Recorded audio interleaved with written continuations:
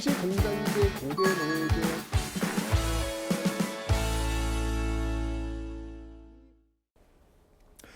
네, 안녕하세요 여러분들. 역사는 최태성. 네. 자, 여러분들 스토리텔링 아시죠? 뭐 사실 어쩌면 저도 역사를 가지고 스토리텔링을 하는지 모릅니다. 근데 여러분들 어떤 스토리텔링이 제일 재밌어요? 제일 재밌는 스토리텔링은 뭐냐면 굴곡이 있는 스토리텔링이 재밌습니다. 뭔가 이야기를 듣는데 그냥 똑같이 가면 더 밋밋하고 재미가 없어요. 몰입이 잘 안 돼요. 근데 쭉 올라갔다가 쭉 떨어지고 또 쭉 떨어지는 그 맛이 있어야 딱 그 스토리를 다 들었을 때 재밌다. 이런 느낌을 갖게 되는 겁니다. 인생도 스토리텔링이 아닐까라는 생각이 들어요. 인생이 만약에 똑같이 간다고 하면 마지막에 우리 인생을 이렇게 들여다볼 때 그 인생이 그닥 재미는 없을 것 같아요. 뭔가 그 인생도 굴곡이 있어야 마지막에 그 인생을 바라봤을 때 재밌었다. 잘 놀다 간다. 이런 생각을 할 수 있지 않을까라는 생각이 드는 거예요. 뭔가 그 인생에도 고점과 저점이 있어야 되고 또 기쁨과 슬픔이 있어야 되고 행복과 불행이 같이 잘 버무려졌을 때 그 굴곡이 이렇게 있을 때 그 인생은 결과론적으로 봤을 때 재밌는 인생이었다. 이렇게 이야기할 수 있을 것 같습니다. 여러분들 지금 혹시 이 굴곡에서 아래로 떨어지는 그 위치에 있을런지 몰라요. 그런데 여러분들 여러분 인생을 재밌게 만들려고 지금 있는지도 모릅니다. 올라갈 거예요. 염려하지 마십시오. 여러분 인생은 드라마틱하게 멋지고 재밌을 겁니다.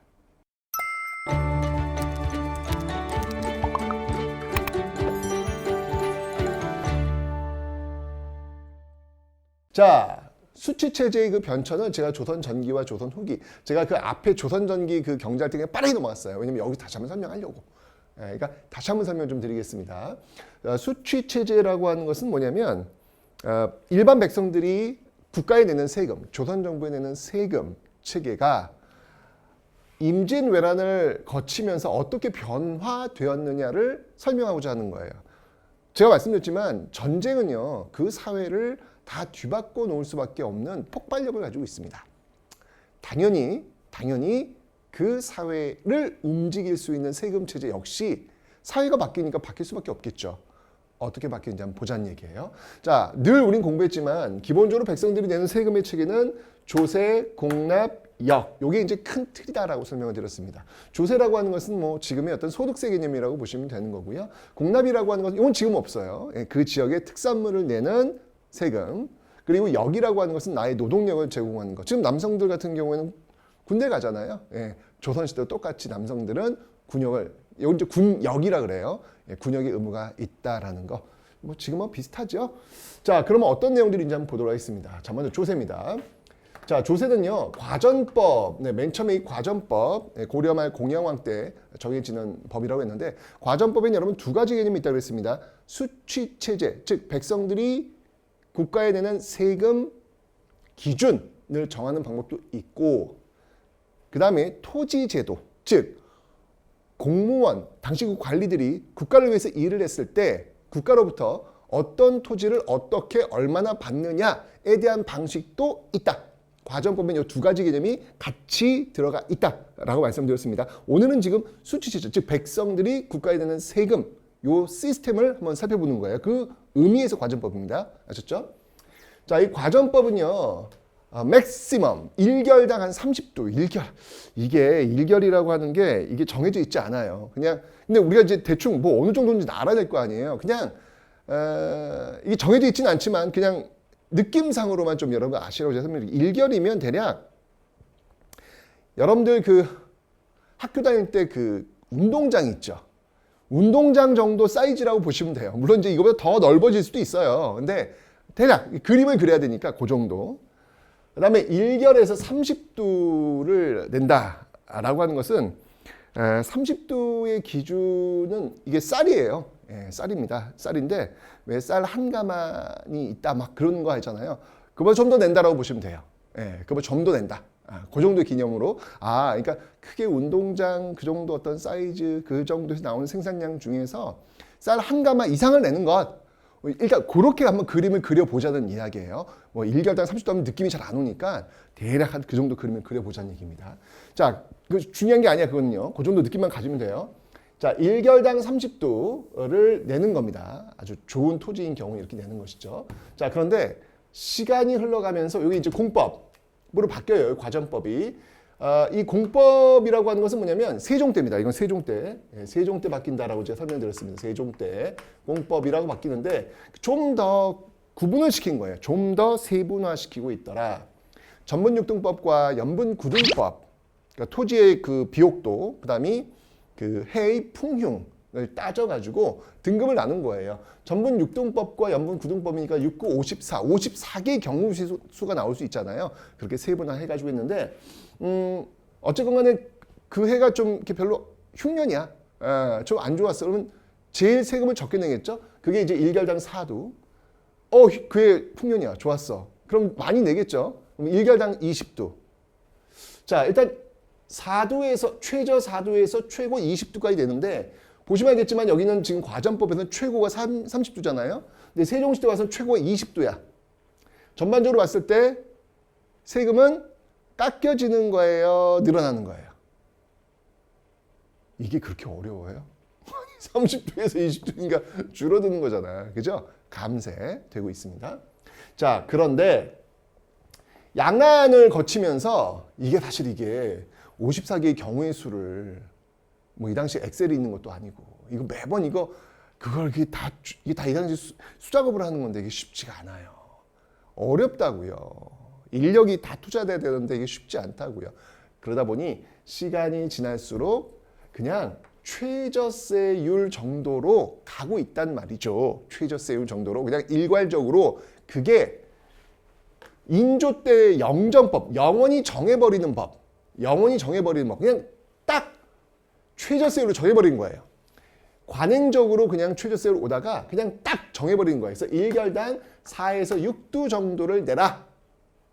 이렇게 딱 정해진 거예요. 1결당 4에서 6도 정도를 내라. 이게 영정법이 되는 거예요.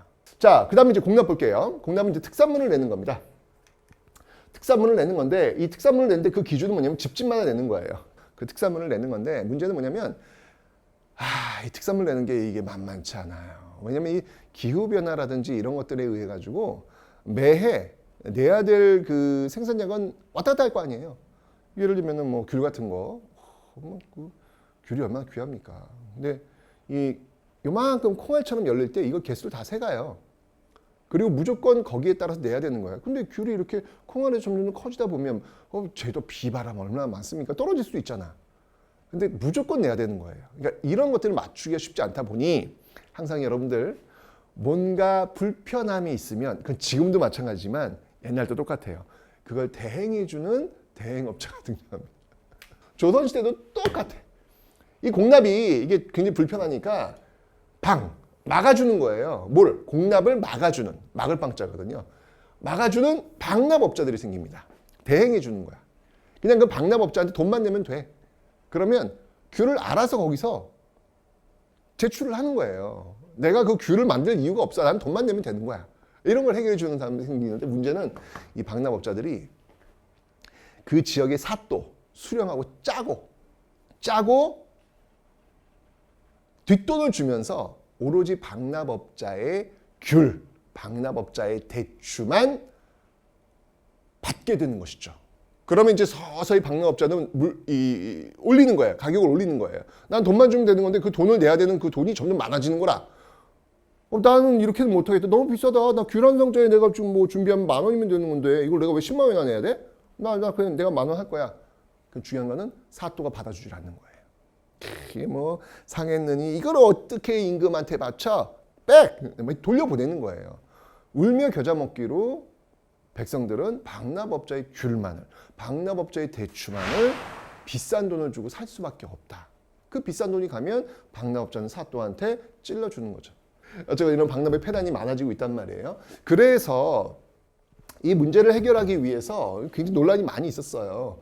그러다가 1592년이 지나면서 양란이 이제 임진을 거치면서 광해군 때 이원익이라고 하는 오리대감 이원익, 예, 오리대감 오리대감 이원익이라고 하는 분이 이거 쌀로 내도록 하자.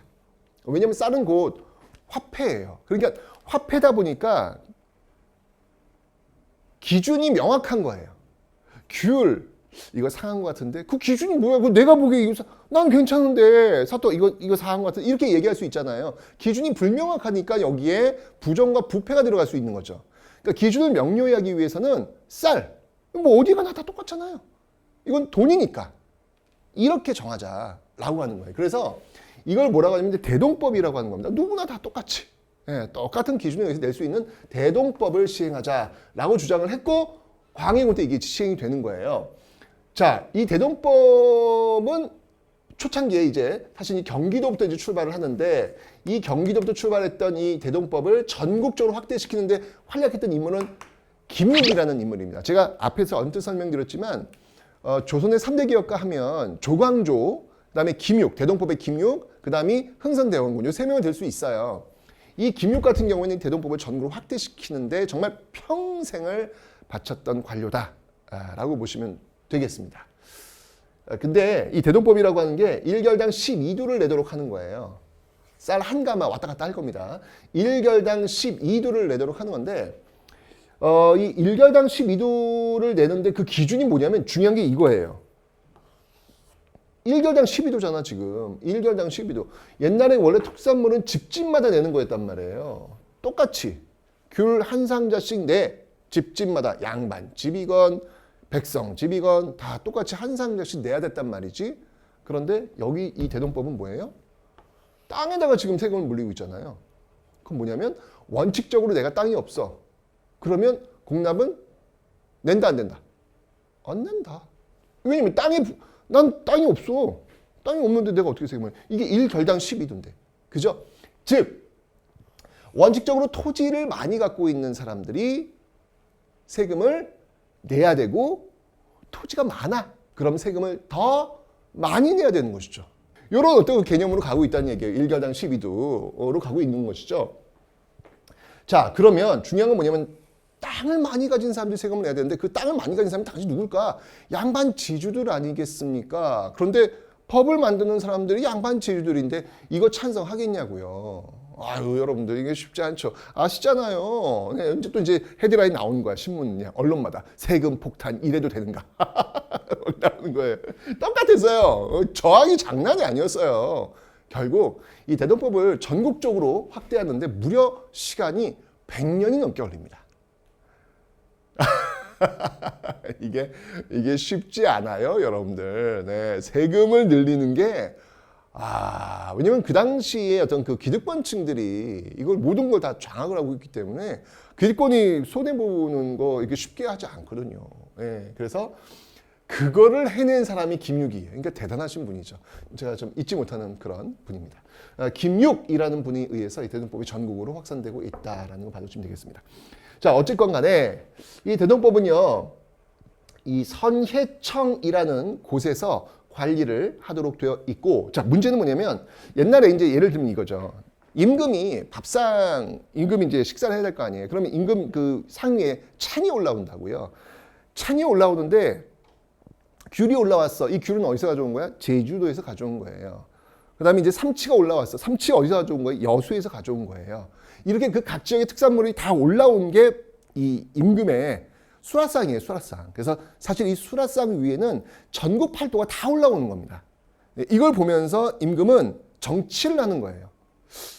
이 왜 삼치가 사이즈가 이렇게 작지? 이 지역에 무슨 일이 있나? 이런 걸 보는 거예요, 임금은요. 그 수라상의 정치라는 게 바로 그런 겁니다. 그런데 중요한 건 뭐냐면 각 지역의 특산물이 있는데 이제 특산물 올라온다, 안 올라온다?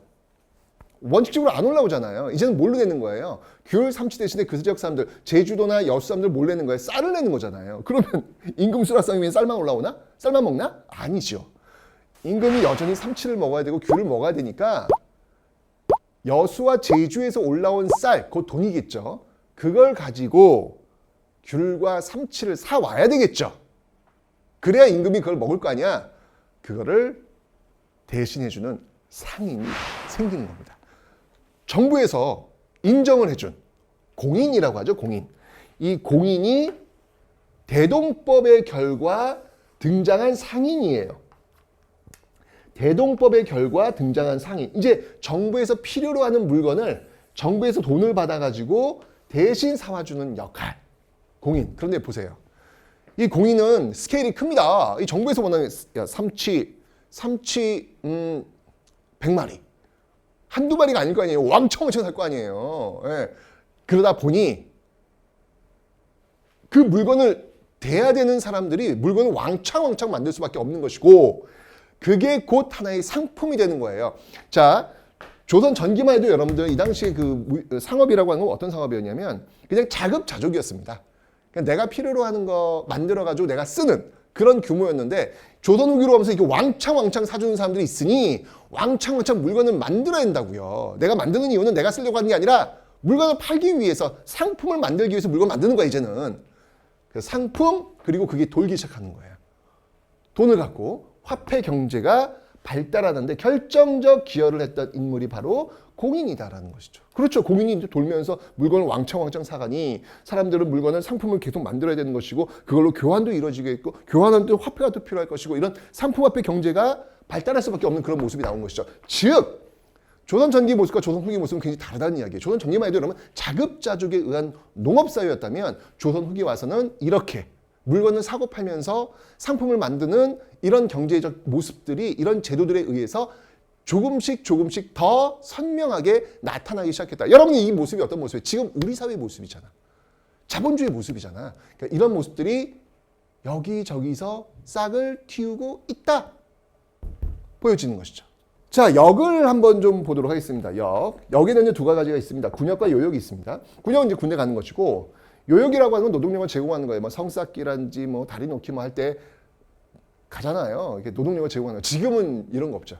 지금은 이제 군대에 가는 건 있는데 노동력을 제공하는 건 없죠. 근데 이 당시 이제 요역이라는 것도 있었다는 얘기예요.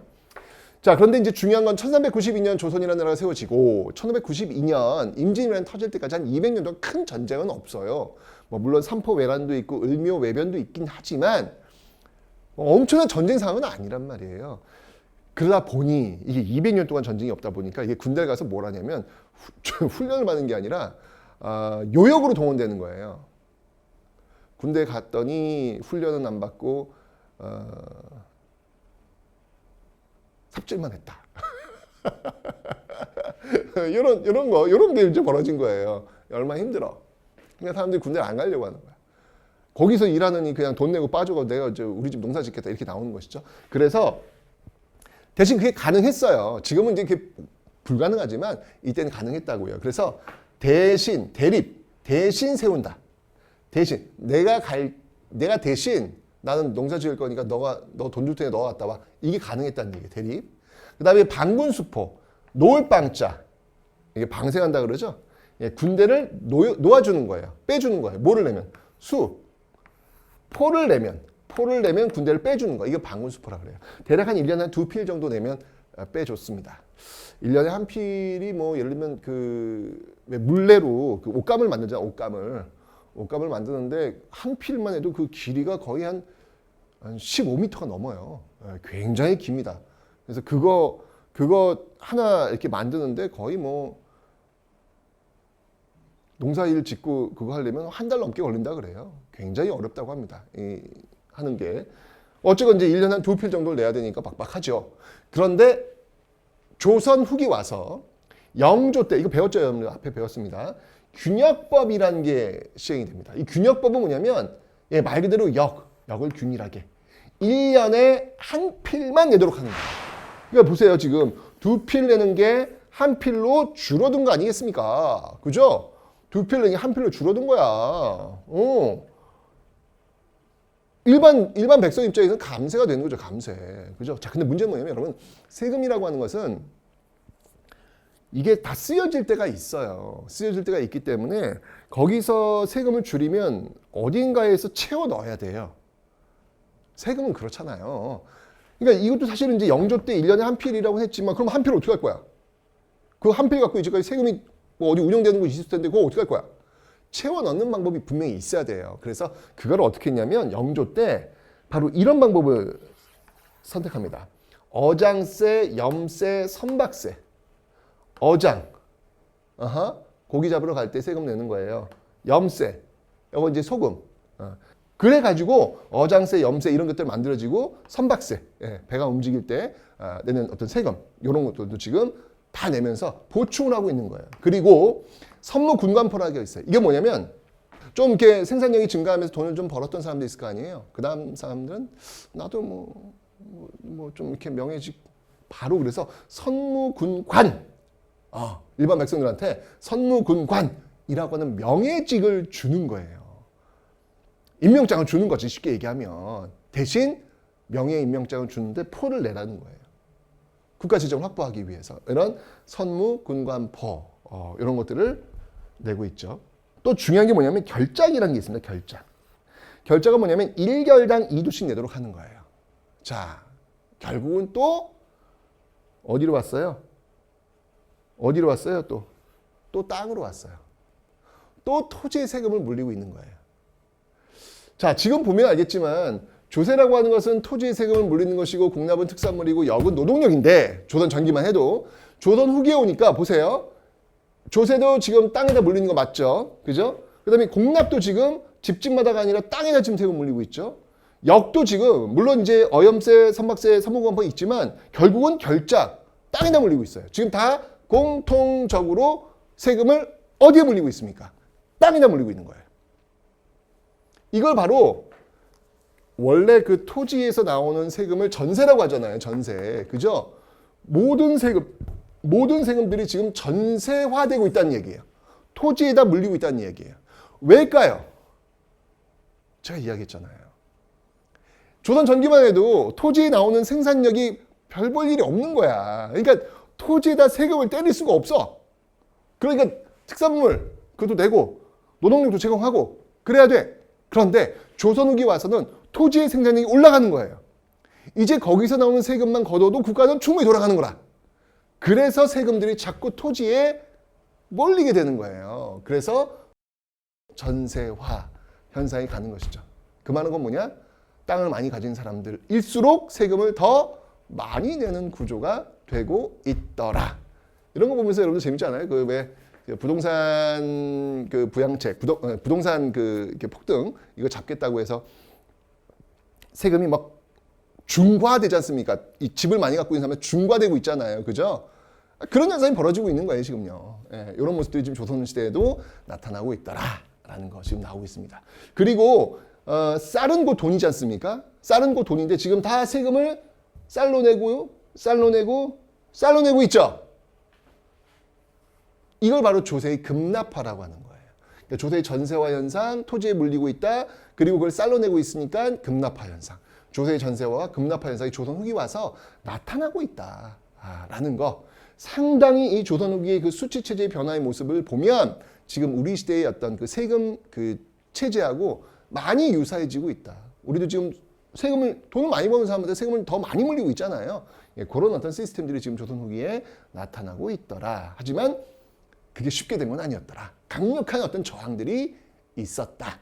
하지만 역사의 수레바퀴를 뒤로 돌릴 수는 없다. 네, 이렇게 보시면 되겠습니다.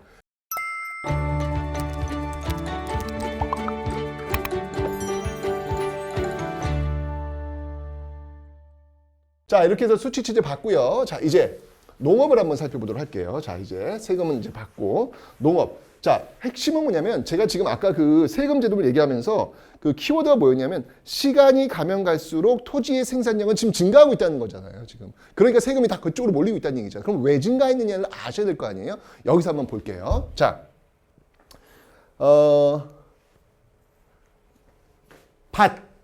밭농사입니다. 대략 이제 조선 전기부터 2년 3작. 특히 이제 이 콩이 굉장히 중요해요. 이 콩이 그 3작 중에 하나 들어가는 이유가 뭐냐면 땅의 지력을 올려줍니다. 땅의 지력을 올려주기 때문에 왜냐면 계속해서 이 땅의 기운만 빼먹으면 더 이상 그 생산량이 올라가지 않을 거 아니에요. 그래서 그 중간에 콩을 한번 조도 한번 심고 그 다음 단계는 콩도 심고 그 다음 단계는 보리도 심고 이런 식으로 돌아가면서 이렇게 해줘야 거기가 계속해서 토지의 어떤 생산력이 올라갈 수 있다고 하네요. 콩이 이제 그런 또 중요한 역할을 하는 거예요. 자, 그러다가 조선 후기 오면요. 제가 얘기했잖아요. 이제 농사를 지을 때 내가 먹고 여기 땅 지금 내가 그냥 자급자족이야, 자급자족. 자급자족이 자급자족. 그죠? 예. 요 단계였는데 막 이 대동법이 시행되면서 국가에서 필요로 하는 삼치도 대량으로 막 구매하고 귤도 대량으로 구매하고 이제 그런단 말이에요. 이제 나는 자급자족을 위해서 농사를 짓는 게 아니라 물건을 팔기 위해서 재배를 한다는 얘기죠. 그래서 상품 작물들 재배들이 굉장히 많이 올라가고 있더라. 그 대표적인 게 바로 담배. 예, 조선 후기에 이제 담배가 들어와요. 조선 전기엔 담배 없어요. 이거 조선 후기에 들어오는 겁니다, 여러분들. 그 다음에 뭐 인삼, 이건 뭐 지금도 뭐 이거 최고 아닙니까? 그때나 지금이나 인삼은 뭐 정말 전 세계적으로 최고, 넘버원. 고려 인삼 최고. 네, 면화 이런 것들이 이제 상품 작물로 굉장히 인기가 있는 것이죠. 뭐 배추 같은 것도 이제 마찬가지예요. 다 그런 거 이제 상품 작물로 이제 나왔다는 얘기죠. 밭농사는 이렇고요. 자, 논농사 중요합니다. 논농사. 조선 전기에는 주로 이제 직파법이 일반적이었어요. 직파법은 뭐냐면 그냥 벽실을 뿌리는 거예요. 벽실 이렇게 뿌리는 거, 푹 아무 데나 슉슉 던져 뿌리는 거예요. 그럼 이제 알아서 자라는 것이죠. 이 직파법을 하면 장점과 단점이 있어요. 장점은 뭐냐면 봄에 사실 이제 봄 가뭄이 좀 심하잖아요. 그죠? 비가 잘 안 온다고요, 봄에는요. 그럼에도 불구하고 요 씨앗이 땅에 한번 뿌려지면 생명력이 대단합니다. 어떻게든 좀 가뭄이 있더라도 그 씨앗에서 물줄기를 찾아가지고 뿌리를 내려요. 알아서 찾아갑니다. 농사를 실패할 확률이 적어요. 대신 단점이 있어요. 뭐냐면 이렇게 뿌려주면 여름철에 여러분들 김매기를 해야 되잖아요. 김매기 뭐냐면 피를 뽑아줘야 돼요. 피를. 진짜 이게 벼가 열리기 전에 정말 벼와 너무나도 똑같은 잡초들이 옆에서 계속 자랍니다. 이걸 피라고 하는데 이걸 뽑아줘야 얘네들이 영양분을 빨아먹지 않아줘야 뽑아줘야 나중에 가을에 벽씨가 튼실히 열리는 거예요. 근데 이거 안 뽑아주면 벽씨가 많이 안 열리거든요. 그러니까 이거 해야 되는데 너무 똑같아. 그러면 그 피를 뽑으려면 얼마나 많은 사람들이 동원되겠어요. 노동력이 엄청 많이 들어가고 힘들어요. 이게 직파법의 단점이야. 자, 직파법의 장점은 봄 가뭄에 강하다. 단점은 노동력이 너무 들어간다. 오케이? 그런데 조선 후기가 되면요. 직파법에서 이제 이양법을 전국적으로 시행합니다. 그러니까 조선 전기에 이양법도 있었어요. 알고 있었어요. 세종실록 세종 때 나왔던 그 농사직설에도 있어요. 그럼에도 불구하고 이양법을 시행하지 않았던 이유는 뭐냐면 그러니까 이양법이 뭐냐면 여러분 이거죠. 이양법은 모판에다가 벽실을 키우는 거예요. 그런 다음에 논에 물을 대고 어느 정도 자라면 그거를 일렬로 쭉 심어주는 거죠. 이게 이양법이에요. 자, 이양법의 장점은 뭘까요? 이양법의 장점은 줄을 맞춰가지고 세웠으니까 나중에 피 뽑기가 쉽고 안 쉽을까? 아니 그 줄 밖에 나온 것만 쏙쏙 뽑아주는 거 아니에요. 노동력을 엄청 줄일 수 있죠. 너무 편하죠. 그죠? 단점이 있죠. 이거는 씨앗을 뿌리는 게 아니라 심는 거잖아요. 어느 정도 자라 심는 거. 뿌리를 박아 넣어야 될 거 아니야. 그 연약한 뿌리를 박아 넣어야 될 거 아니야. 연약한 뿌리를 박아 넣으려면 뭐가 많이 필요해? 물이 많이 필요하겠죠. 푹푹푹푹 꽂혀야 될 거 아니에요. 씨앗은 물이 없더라도 알아서 뿌리를 내릴 수 있지만 그 여린, 그 뿌리, 그걸 푹푹푹푹 심어주는 물이 충분해야 돼. 근데 만약에 봄에 가뭄이 왔어. 이거 어떡할 거야? 한해 농사 망치는 거예요. 정부에서는 모험하지 않는 거예요. 이양법이라는 것을 알고는 있었지만 모험하지 않는 거. 그렇다고 한해 농사 망치면 어떡할 건데. 조선 전기 직법. 그런데 조선 후기는 이게 전국적으로 가능했다. 왜일까요? 그 이유는 물을 가두어 두는 저수지 기술. 이런 기술이 발달했기 때문에 가능한 거예요.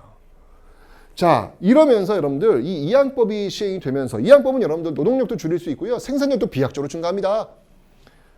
그러니까 당연히 모판에다가 이제 따로 심는 동안 이 안에서는 지금 보리를 또 심을 수 있겠죠. 이 보리의 수확 기간하고 이 직파, 씨앗을 뿌리는 그 앞에 그 기간이 살짝 겹쳐요. 겹치니까 이 두 개를 할 수가 없는데 이모작을 하면 그 겹치는 기간 동안에 모판에다가 따로 씨앗을 뿌려가지고 자라게 하면 되는 거니까 얼마든지 보리 농사도 가능한 것이죠. 그래서 두 개의 농사가 가능한 거예요. 1년 내내. 이모작이 가능한 것이죠. 좋아요. 게다가 이 이양법을 쓰면요. 5명이 할 일을 1명이 할 수 있다라고 합니다. 제가 아까 노동력을 줄일 수 있는 장점이 있다고 그랬잖아요. 그죠? 자, 그럼 뭐예요? 5명 중에 1명 뭐가 되는 거야? 부자가 되는 거예요. 광장을 할 수 있으니까. 넓은 광장. 한 사람이 넓은 토지를 경작할 수 있는 거예요. 그리고 생산력도 비약적으로 증가하고 노동력은 감소하더라. 이게 바로 이양법의 장점이 되는 거죠. 이거예요. 이것 때문에 생산력은 비약적으로 증가했다. 즉 전국적으로 이양법이 시행되면서 생산력이 비약적으로 증가했다. 이것 때문에 제가 얘기했잖아요. 조세, 세금 제도가 다 토지에 몰리기 시작했다. 왜? 생산이 비약적으로 증가했으니까. 그래서 이 이양법은 굉장히 중요한 겁니다. 이양법을 통해 가지고 생산량이 비약적으로 증가했고 그러다 보니까 이걸 가지고 이제 남는 게 생산량이 비약적으로 증가하니까 옛날에는 그냥 딱 자기가 1년 동안 농사 짓고 먹으면 끝! 근데 이제 남는 거예요. 그 남는 거 갖고 교환이 또 이루어지겠죠. 그러면 상업이 또 발달하겠죠. 이게 이제 선순환이 이루어지게 되더라라는 거 받으시면 되겠습니다. 자, 이렇게 이제 이양법을 시행했는데, 자, 그러면, 그 다음에 지대를 볼게요. 지대는 여러분들 세금이 아니에요. 지대는 뭐냐면, 세금이라고 하는 것은 그 토지를 갖고 있는 백성이 국가에다가 내야 되는 세금. 이걸 조세라고 합니다. 조세를. 아까 우리 조세는 봤어요. 그래서 그 조세의 어떤 그 기준이 과전법에서, 공법에서 영정법으로 바뀌었다. 1결당 30도에서 1결당 20도에서 1결당 400도로 바뀌었다. 얘기했잖아요. 그죠? 지대는 뭐냐면 토지를 갖고 있지 않은 백성들. 그 백성들이 토지를 갖고 있는 지주에게 토지를 빌린 대가로 내는 돈이라고 보시면 돼요. 그러니까 지금으로 본다면 임대료가 되겠죠. 임대료는 주인한테 내는 거지 국가에 내는 게 아니잖아요. 그죠? 그러니까 그건 세금이 아니라 건물주한테 내는 거지. 똑같은 거예요. 지대가 바로 그런 겁니다. 조선 전기만 해도 이제 이 지대의 기준은 뭐였냐면요. 타조법이에요. 타조법. 타는 뭐냐면 타작할 때. 가을에 타작하잖아요. 타작하고 나온 결과를 가지고 나누는 거예요. 예를 들면 자, 내 땅이 갖고 있는 그 땅이 100평이야. 100평이면은 가을에 이제 수확을 져가지고 만약에 쌀이 10가만 나왔다. 그러면 이제 타작을 해서 10가만 나왔잖아요. 그걸 나누는 거예요. 나눌 때 기준은 대략 반반 나눕니다.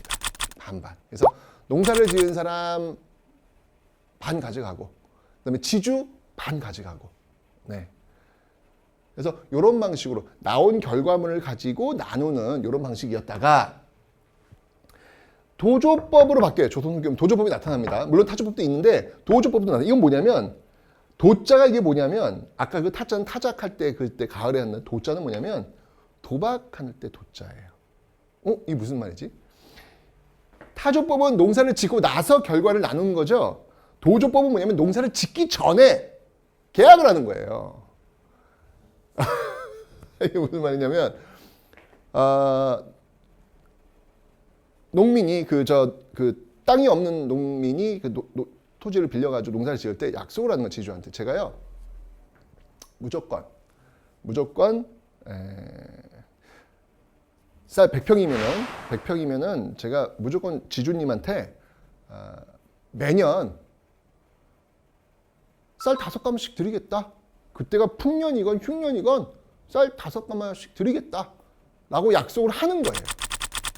흉년이 와도 무조건 약속을 지키는 거야. 그러니까 쉽게 얘기하면 타조법이 스타벅스 방식이라면 도조법은 일반 그 임대료 왜 보증금 얼마에 얼마 이렇게 매달 내잖아요. 그 사람이 장사가 잘 되건 장사가 되지 않건 내야 되잖아요. 그런 방식이라고 보시면 되는 거예요. 도조법 이 방식으로 하는 것이죠. 자, 그런데 여기서 이제 무슨 일이 생기냐면 타조법은 여러분들 결과를 가지고 나누는 거잖아요. 결과를 가지고 나누는 거니까 그 토지 소유자, 지주가 결과물이 많으면 많을수록 나한테 돌아오는 게 많은 거잖아. 그럼 당연히 신경을 쓸 수밖에 없어요. 예. 신경을 쓸 수밖에 없는 거예요. 그때 그 신경을 쓸 때 그 기준이 뭐냐면 조선시대는 신분제 사회잖아요. 주로 토지를 갖고 있는 사람은 양반이라고요. 토지를 갖고 있지 않고 토지를 빌려가지고 농사를 짓는 그 농민들은 대부분이 상민일 거라고요. 그러면 양반이라고 하는 신분을 이용해가지고 계속해서 압박을 주는 거예요. 내 이놈! 왜 빨리 지금 일어나가지고 일하지 않고 무엇을 하냐? 이렇게 얘기를 할 거 아니에요. 신분에 의해 가지고 돌아갈 수밖에 없겠죠. 그런데 도조법인 경우에는 내가 양반인데 신경 쓸 이유가 있다 없다? 없는 거예요. 나는 월세를 그냥 또박또박 받기만 하면 되는 거야. 그 사람이 장사를 잘하건 장사를 잘하지 않건 그냥 약속대로 난 받기만 하면 되는 거거든. 그죠? 여기선 신분이라고 하는 개념보다는 계약이라고 하는 개념이 더 중요해지는 것이죠.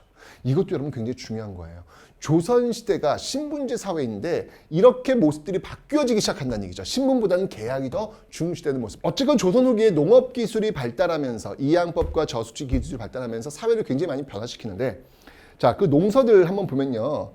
조선 전기는 세종 때 농사직설, 금양잠록, 이건 이제 성종 때 나오고 있는 것이죠. 여기 시흥 지역, 금양잠록, 금양은 이제 시흥 지역에 있는 그 농사 방법들이고 고려시대는 여러분 농상집요라는 게 있죠. 농상집요. 고려시대 농상집요가 있죠. 조선 전기 이거. 조선 후기에는 농가 집성과 색경이 있습니다.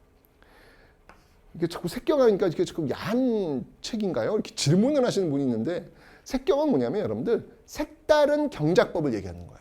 왜냐면 조선 후기에는 이렇게 색다른 작물들이 많이 들어오잖아. 그죠? 이런 색다른 작물들을 어떻게 재배해야 되는지를 박세당,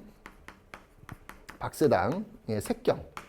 박세당은 이제 나중에 이제 이 사문난적으로 또 몰리고 있는 그런 인물이기도 합니다. 어쨌건 이 박세당의 색경이라고 하는 것들, 이런 것들이 있다라는 걸 받으시면 되겠습니다. 농가 집성도 있고요. 그래서 이렇게 굉장히 큰 변화가 지금 조선 후기 와서 나타나고 있습니다. 됐죠?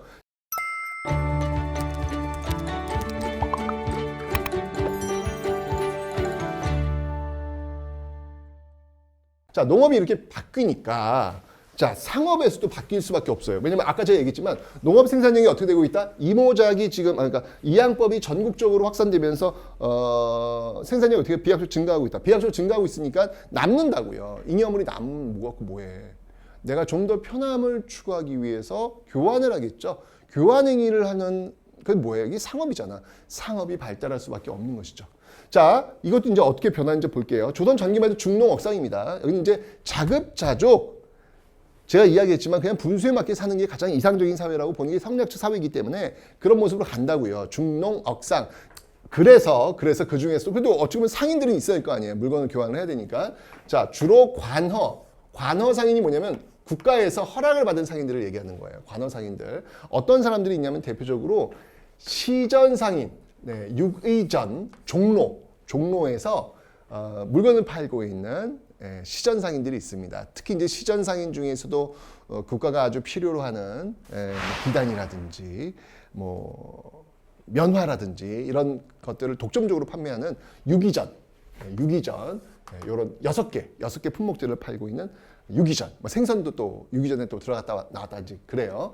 그런 어떤 그 품목을 파는 가게들이 또 있어요. 시전 상인들 중에서도 국가에서 특히 관리하고 있는 6개의 품목들이 있습니다. 종로에 이제 쭉 있는 거예요. 시전 상인들이 있고 이제 국가에서 이건 허락을 받아야 돼요. 그 다음에 이제 지방을 다니는 보부상들이 있어요. 보부상들. 그러니까 왜 보부상을 또 다른 말로 부보상이라고도 합니다. 거꾸로. 보는 보상과 부상의 합성어예요. 이게 보상과 부상. 보상은 뭐냐면 보찜, 좀 작은 품목들을 판매하는 사람들 보상. 부상은 뭐냐면 큰 짐을 지고 어깨에다 지고 다니는 그 부상이에요. 여러분들 보상이 비싼 품목을 팔 것 같아요? 부상이 비싼 품목을 팔 것 같아요? 네, 큰 게 허당입니다. 귀한 건 작아요. 그래서 보상이 좀 더 비싼 그런 어떤 품목들을 많이 취급한다고 하더라고요. 어쩌면 그걸 합친 걸 이제 보부상이라고 하는데 지방을 돌아다니면서 특히 장시를 돌아다니면서 물건을 파는 그런 상인들인데 이 보부상과 관련된 단체가 나중에 이제 나올 겁니다, 여러분들. 뭐 해상공국이라는 것도 있고요. 그다음에 황국협회라는 것도 있습니다. 뭐 나중에 이제 근대사 가서 배울 거예요. 이제 해상공국을 혁파라. 갑친정변이 일어났을 때 해상공국을 혁파라. 왜냐면 이게 보부상이니까 국가와 연결되어 있다는 얘기죠. 그러니까 어떻게 보면 국가의 특혜를 받고 국가의 어떤 보호를 받는 어용 상인들이 될 수 있잖아요. 어용이라고 하는 거는 정부와 연결되어 가지고 정부를 도와주는, 항상 정부를 위해서 일을 하는 그런 자신의 어떤 이익보다는 정부의 이익을 위해서 움직이고 있는, 정부가 하라면 하는 그런 어용 상인들일 수 있잖아요. 그러니까 갑신연맹이 이랬을 때 이들의 어떤 그 집합체였던 이 해상공을 혁파라 나왔던 것이고, 또 한국협회는 뭐냐면 나중에 이제 독립협회가 있습니다. 그 독립협회를 해산하는데 역시 또 이제 정부와 연결돼 있으니까 앞장섰던 그런 단체가 바로 한국협회.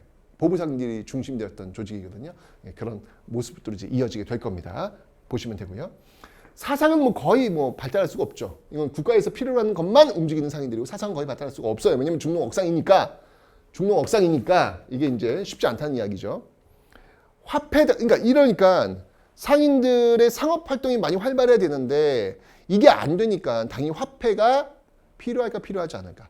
필요하지 않죠. 거의 자급자족이니까. 물론 저화라는 게 있긴 있어요. 근데 이게 유통이 안 돼요.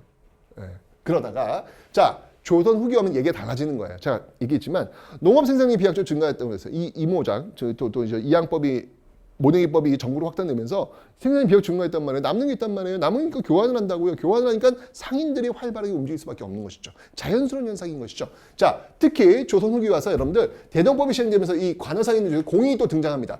시전상인도 있고 보부상도 있는데 여기에 추가가 되는 거예요. 공인도 추가가 되는 거예요. 공인도 추가가 되는 거예요. 이 공인들이 지금 대동법을 통해 등장해가지고 전국을 다니면서 물건을 막 싹 쓸어오고 있는 어떤 그런 모습들이 지금 보이고 있고, 그 다음에 이제 시전상인 한번 볼게요. 시전상인은요, 금난전권이라는 게 있었단 말이에요. 난전을 금할 수 있는 권리 들어보셨죠, 여러분들? 독점권이에요. 그런데 이게 폐지가 됩니다. 언제? 정조 때. 신해년의 통공 모두 다 통하게 하라.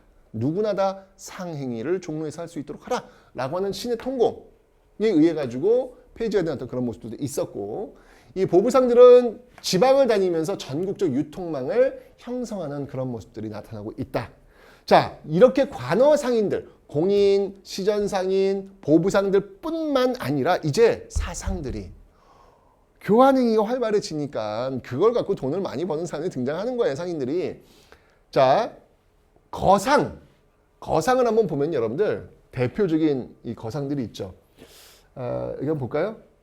여기 지금 이제 상인들이 지금 보여지고 있는데, 대표적인 상인들, 의주 지역에 만상이 있어요. 그 다음에 이 개성, 이 개성의 송상, 특히 이제 인삼 갖고 돈을 막 무지하게 막 쓸어 모읍니다. 개성 송상. 그래서 여러분들 여기 체인점도 있어요. 세븐일레븐처럼 뭐. 세븐 송방 뭐 이런 식으로 전국에 송방이라 그래가지고 이런 체인점까지 만들 정도로 아주 그냥 돈을 그냥 많이 버는 그런 모습들이 보이고 있었고, 서울 지역에서 한강을 중심으로 해서 경강상인, 서울경자 한강 경강상인들이 있었고, 부산에는 부산 동네 내상, 부산 동네 내상도 있더라. 이런 어떤 상인들이 등장을 하는 거예요. 여기 보시면 알겠지만 거상들, 지금 이야기했던 그 거상들, 엄청나게 큰 상인들 얘기하는 것이죠. 대표적인 송상은 송방 같은 것도 있더라라는 거. 그러면 이런 상인들이 전국을 돌아다니면 그 상인들이 어디서 잠깐 자기도 하고 뭘 먹어야 될 거 아니에요. 당연히 그들한테 편의를 제공하고 있는 여관업들이 성장하지 않겠습니까? 그죠? 그래서 이때 이런 중개를 해준다는, 거간을 해주는 것이죠. 이런 사람들 객주, 그다음에 여관 떠오르시면 돼요. 이런 것들을 제공해주는 이런 모습들도 발전할 수밖에 없는 거예요. 그리고 난전도 이제 영세상인들이겠지만 활성화되는 모습, 특히 이제 신해년의 통공에 의해서 난전을 더욱더 활성화되겠죠. 이런 모습들이 지금 나타나고 있다는 얘기예요. 이 모습들을 보여주고 있는 대표적인 그 당시 소설이 있어요. 이게 바로 박지원의 그 허생이라는 게 있죠. 왜 있잖아, 그 부인한테 막 시달리면서 왜 이 인간아! 밖에 나 돈 좀 벌어와. 양반이니까 이제 책만 보는 거예요. 몰락 양반이야. 내가 나중에 얘기할 거야. 몰락 양반 많아서 조선후기는. 자꾸 그러니까 그냥 나가가지고 저 부잣집에 가가지고 나 돈 좀 빌려주쇼. 내가 돈 좀 벌어오게. 라고 해서 돈을 빌리잖아요. 그거 갖고 뭐예요? 전국에 있는 뭐 과일들을 다 쓸어 모읍니다. 제삿날이 다가오는데 과일이 없는 거야. 그때서야 그 과일을 푸는 거죠. 그러면서 돈을 엄청 모으는 거야. 전국에 있는 상인을 쓸어 모으는 거예요. 이게 뭐예요? 독점적 도매상인. 도고라고 합니다. 이건 도고. 그러니까 독점적 도매상이 되려면 엄청난 돈을 갖고 있어야 될 거 아니에요. 물건을 싹 쓸어 모아야 되니까. 그럴 수 있는 사람들의 규모가 바로 공인이라든지 또는 이런 거상들이 가능하겠죠. 이런 사람들 독점적 도매상인 도구라고 하는 거예요. 이런 도구에 대한 그 용어들 나오고 있다라는 것이죠. 자, 그러면 중요한 건 뭐냐면 이 당시 화폐는 쌀이에요, 쌀. 그죠? 쌀입니다, 현물. 근데 쌀을 들고 맨날 이렇게 물건을 교환할 수는 없잖아요. 이제 불편한 거예요, 이제 쌀이. 그 쌀을 대체할 수 있는 간편한 화폐가 필요했겠죠. 이제야 드디어 우리 역사에서 최초로 뭐 고려시대 때부터 뭐 성종 때 뭐 건원중보 뭐 숙종 때 해동통보 고려시대 때부터 많이 있었잖아요. 근데 안 됐어. 조선 전기에 저하다 안 됐어. 근데 드디어 화폐가 이제 가치가 부여되면서 신뢰가 부여되면서 화폐를 통해서 교환이 이루어집니다. 그 최초의 화폐가 바로 상평통보라는 거예요. 우리 역사상 최초로 화폐의 기능을 담당했던 돈, 이게 바로 상평통보. 특히 숙종 때 이 상평통보의 활성화가 굉장히 많이 이루어지거든요. 상평통보. 그러니까 이제 뭐야? 이제 이 돈만 있으면 얼마든지 밖에 나가서 물건을 바꿔올 수 있다고? 우와, 되게 편한데? 옛날에 여러분들 돈이 유통이 안 되니까 창고에다 뭘 쟁여놨어요? 그 당시 돈, 쌀을 쟁여놨잖아요. 근데 쌀이 쟁여놓으면 문제가 생겨. 뭐야? 저장을 하면 썩어요. 그리고 동네 마우스들 동네 마우스들의 그 잔치판이 벌어질 수 있습니다. 그러니까 이게 쌀은 보관이 참 어렵다는 거예요. 그다음 습해봐. 그럼 또 누워가지고 썩기도 하고, 그죠? 그런데 이제 쌀을 쟁여놓을 필요가 없는 거야. 화폐만 쟁여놓으면 되는 거야. 화폐는 마우스들이 잔치를 벌일 수도 없고 썩지도 않고 언제든 나가서 쌀을 바꿀 수도 있고 얼마나 좋아요. 그러니까 이제 돈 있는 사람들이 창고에다가 상평통보를 쟁여놓는 거예요. 이게 정부에서 상평통보 찍으면 없어져. 돈이 없어져. 다 어디 가는 거야? 양반들 그 창고로 가버리는 거예요. 돈이 안 돌아. 여러분 지금 이거 5만 원권하고 똑같다. 지금 5만 원권을 계속 찍어대고 있는데 찍어대면 사라지잖아요. 이게 회수가 안 된다고 하잖아요. 똑같은 현상이 벌어지는 거예요. 이걸 뭐라고 하면 전황이라 그래.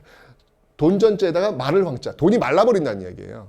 그러니까 돈이 말라버리니까 세금은 이제 왜 조세에 급납하라고 하니까 세금은 이제 돈으로 내야 되는데 돈을 구할 수가 없는 거야. 상평통보를 구할 수 없는 거야. 그러니까 어떻게든 그 돈을 구하기 위해서 그 물건값 있잖아요. 물가가 떨어질 수밖에 없는 거지. 왜냐면 나는 돈을 구해야 돼. 돈을 구해야 되거든. 그러면 옛날에 그 사과 하나가 한 양이라고 한번 해봅시다. 근데 돈을 구하기 위해서는 내가 이거 저거 사과 2개 줄 테니까 그 저 돈 한 양 주쇼. 그러면 한 양으로 원래는 사과 하나를 살 수 있었는데 사과 2개를 살 수 있는 거잖아요. 물가는 떨어지게 되는 거죠. 이런 현상이 벌어져. 전황이 되면. 이런 걸 우리는 디플레이션이라고 하죠. 조선 후기에, 그러니까 일시적 현상이에요. 이게 늘 그랬다는 건 아니고, 맨 처음에 돈이 이제 풀리면서, 돈의 어떤 그 가치가 이제 부여가 되면 사람들이 편해지니까 일시적으로 이제 이게 돈을 창고에다 막 쓸어 놓는 것이죠. 그래서 전황, 일시적으로 이제 이런 현상도 생겼다라는 걸 봐주시면 되겠습니다. 됐죠? 자, 이제 정말, 뭔가 지금 이게 그 교환 행위가 막 활발히 되고 있는 그런 모습을 보여주고 있는데, 특히 이제 조선 후기가 되면요, 이 개시무역과 후시무역을 사무역이라고 하고 개시무역을 공무역이라고 합니다. 조선시대는 기본적으로 국가 대 국가의 공무역만 인정이 되고 있었는데 이제 민간인들이 외국과 무역하는 그런 것들도 지금 인정이 되고 있는 거예요. 이걸 사무역이라고 합니다. 후시무역. 근데 이 후시무역이 있는 곳이 어디였냐면 후시무역은 기본적으로 그 조선 영토 안에서 하기는 좀 그렇고 조선 영토 밖에서 왜냐면 이게 사무역이니까 국가가 인정하지 않는다는 얘기죠. 그래서 그러니까 국가가 인정이 좀 부담스러운 거지. 그래서 밖에서 그 후시무역이 이루어진 건 책문호시가 있고 유일하게 중간이라고 하는 것, 요 중간이라고 하는 거 이게 딱 보시면 알겠지만 여러분 뭐예요? 어때요? 지금 중국하고 교류하는 거구나 느낌이 오잖아요. 지금요, 그죠? 중간만큼은 후시무역도 인정이 돼요. 사무역이 인정된다는 얘기예요.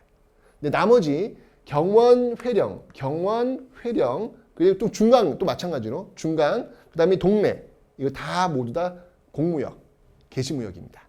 그러니까 중간만 개시와 후시가 모두 이루어지고 있다라는 거, 이것만 여러분 기억하시면 되고요. 그 다음에 이 경원 계시와 이 회령 계시, 경원과 회령이 뭐냐면 왜 김종서의 그 사군 육진, 그러니까 세종 때 그 사군 육진 있잖아요. 그 육진을 그 김종서가 개척하잖아요. 그 육진 중에 하나가 경원과 회령이에요. 아하. 그래서 이렇게 여기만 이제 계시무역이 지금 다 이게 중국과의 어떤 교역을 위해서 그런 그 무역이 지금 이루어지고 있구나라는 걸 이제 보여주고 있는 것이죠. 그죠? 보시면 되겠습니다. 그리고 조선 후기 이제 이렇게 굉장히 이제 상업행위 활발해지면서 유명해지는 곳이 있어요. 그래서 장시가 유명해지는 송파장. 지금 이제 잠실 쪽이죠. 그쪽이 아주 그냥 장시가 아주 크게 쓰고요. 원산도 굉장히 유명해지고요. 강경. 이 강경도 굉장히 활성화되는 어떤 그런 장시들이 들어서고 있다. 확실히 조선 후기 와서는 조선 전기의 중농 억상 정책과 좀 달라지고 있구나라는 걸 볼 수 있습니다.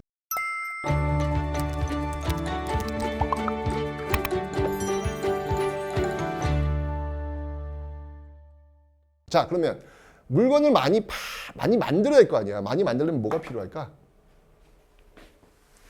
물건을 많이 만들어야 그 상품이 나올 거 아니에요. 당연히 수공업도 발달할 수밖에 없겠죠.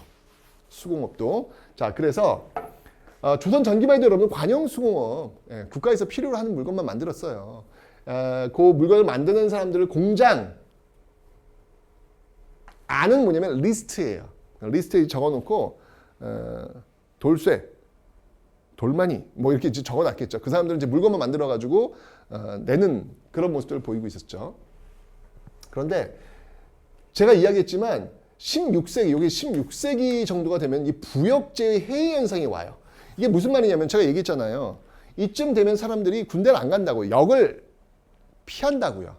뭘 내고? 옷감 같은 거 내고 빠진다고요. 이걸 이제 부역제의 해이 현상이라고 하는 거야. 내가 가서 내 노동력을 제공해야 되는데 노동력 제공하지 않는 거야. 그냥 돈 내고 빠지는 거예요. 이렇게 되니까 국가에서 필요로 하는 물건을 만들 사람이 있다 없다? 없죠. 그다음에 돈 받아가지고 그냥 물건을 사오겠지. 이런 방식으로 가겠지. 그게 점점 강화되면서 조선 후기 와서는 더더군다나 상업까지 많이 발달하는 거예요. 물건을 많이 만들어야 돼. 이러니까 민영수공업이 발달할 수밖에 없다라는 얘기죠. 근데 이 민영수공업이 발달하는 과정 속에서 이제 상업들, 아까 거상들이 있었잖아요. 개성, 송상, 의주망상, 뭐 동래, 내상, 경강상인들, 그리고 공인들, 돈 많은 사람들이 물건을 많이 만들어야 되니까 이 민영수공업자한테 미리 돈을 줘. 미리 뭐 돈 100냥 주고 호미 1000개 만들어 줘.